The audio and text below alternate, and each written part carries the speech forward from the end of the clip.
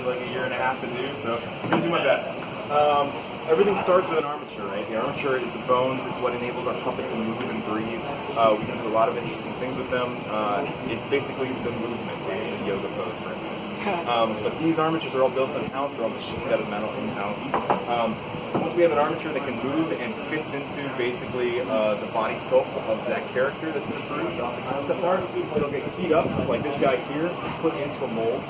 Once it's keyed up, it will hover inside of that mold. It's essentially not touching any of the sides of it, which enables us to come behind in the casting department and put in some silicone, some snotty silicone, that zombie tone, that we'll put in around that mold. I've got a hand mold here that I can show you. We'll basically put into that mold around whatever we've armatured up, like this hand here.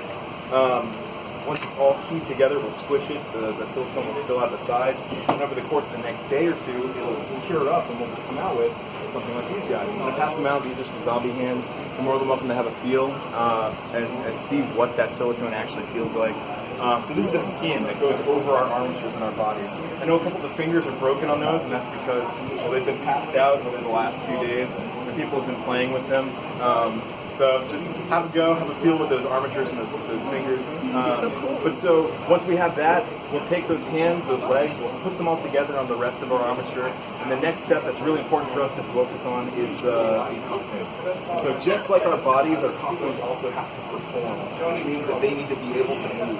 So inside of our costumes, we usually build an armature of some sort. Sometimes it's built with wire, other times it'll be built mechanized with paddles, similar in a way to like our armatures are built. Sometimes it's done with foil. It really depends on how much clearance we have, how thick they can be. But we'll get our costume together. The same thing with our hair. We usually have wire underneath of our hair that enables the wind to show, that enables the gravity to pull it down. Our hair will be made out of a lot of different things, like Norman back there. He's made out of goat hair that's been hand-dyed. There's 256 pieces that go into Norman's head, but we'll often use random things. We use human hair for all of the characters on Kubo.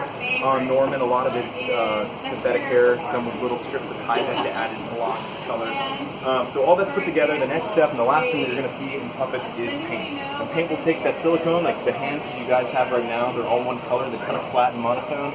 They'll add in all of the hyper detail and texture that really brings the characters to life. Like for instance, this right here isn't just a sculpture, it's actually a silicone skin that'll go over a zombie to judge's head.